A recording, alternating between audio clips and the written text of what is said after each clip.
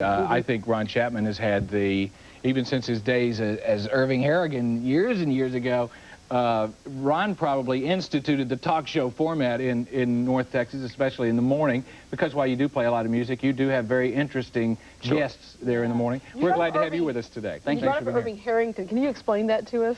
Irving Harrigan was a name that the radio station gave me when I got to town, and I heard promos for Irving Harrigan as I drove into Texas on the mighty 1190, as KLIF was in those days.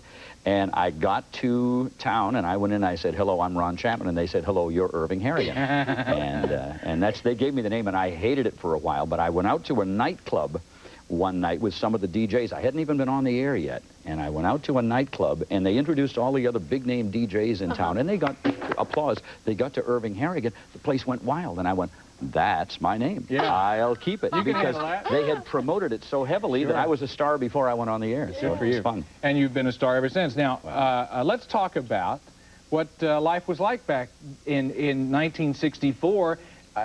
This town had to be going crazy. You know, one of the most interesting things, and I don't think even Bert Shipp had this in his stuff, because he had some great stuff about the Cabana Motor Hotel, which is now a county jail. Right. But you couldn't buy tickets anywhere but one place, and all the tickets to the Beatles concert in Memorial Auditorium, 10,000 seats, were sold through the Preston State Bank. Wow. There was a woman named Ethel Moody that ran tickets in this market. Oh, okay. And if you wanted tickets, you had to go to Preston State Bank up on Preston Road near Sherry. It's now a Bank One, but then again, what bank hasn't changed? Right. I've only been here for 10 years, Ron, or actually almost 11. I don't remember Memorial Coliseum. Is that where it was? Memorial Auditorium is now called the Arena of the Convention Center. Oh, but it's the big arena. It's where Ross Perot had his political thing recently and so forth. It's a nice auditorium, but it's now dwarfed by all the building that has gone on around it, the Convention Center. But that's where it took place. And as a matter of fact, I have a graphic. Sonia Van Sickle forced me to do something I haven't wanted to do. She forced me to go to an old trunk that I have old stuff in and find a photo. And when I found it, it was a little 3x3 black and white that I had processed at Elko Camera. Look at that. Right, look at that.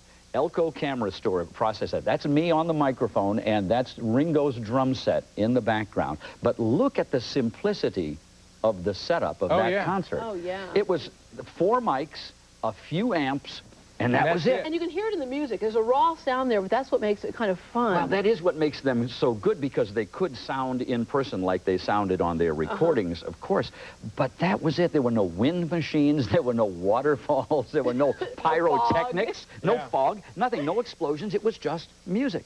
And, of course, you couldn't hear it because it was a constant scream. Screaming. Yeah. What was Beatlemania like in Texas? Did it take a while for Texas to catch on at that time, or was it just, did it hit the nation all at the same time? I think it hit everybody at the same time. It was amazing. And I was telling you, I had a chart that tells you what songs. This is in March of 1964. In fact, what we're looking at here, Ron, are people, I guess it shows what Beatlemania was like in Texas. Well, that's right. And those are Texas shots from Bert Shipp's stuff. And it was so wild that, of course, people got hurt and people were suffocated, not suffocated, but fainted because of the crowds and so forth. I don't know if anyone got trampled, but a lot of people got shoved around. And I know Bert had a thing where one guy got pushed through the plate glass at the Cabana Motor Hotel. But what I looked up this morning before I came here was the week of March 21st of 1964 and the Billboard Hot 100 chart. Here it is.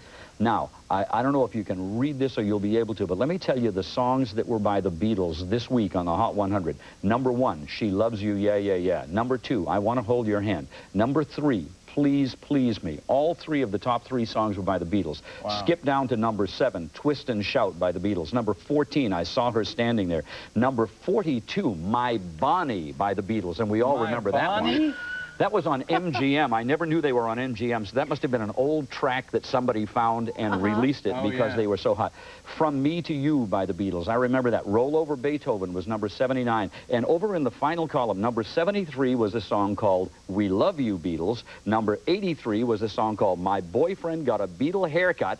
Number 85 was The Boy with the Beatle Haircut. And number 87 was A Letter to the Beatles. Now, there's nothing like this that's happened since, is there? Totally unprecedented. Nobody had done that. Significant to music, other people who were on the charts at the time, Louis Armstrong doing Hello, Dolly. Elvis Presley doing Kissin' Cousins. They blew him off the charts. Yeah. He was a thing of the past. Which was funny because they idolized him. Right, he was a role model. He was the role model for them, and then they really kind of hurt his career, and for a long, long time. Yeah, they did push him way off the charts for a long time.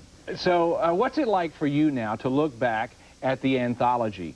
Have you seen the anthology? Yes, and I think it's very well done. Yeah. They've done a beautiful job on it. I think the video to Free as a Bird is spectacular.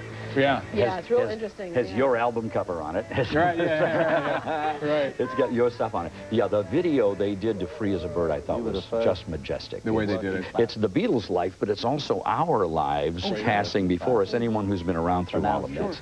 Didn't try and change our... How did you get the call to MC the concert here? Oh, gee. How much time we got? Have we got a minute? And We've got as much time as you want. Go ahead. They were totally controlled. You could not take your radio station and put its name on the Beatles concert. The Beatles were so big, they wouldn't let any one radio station identify with it. Right. And so they were supposed to be rotating disc jockeys from all the stations who were supposed to go up and be MCs. Right.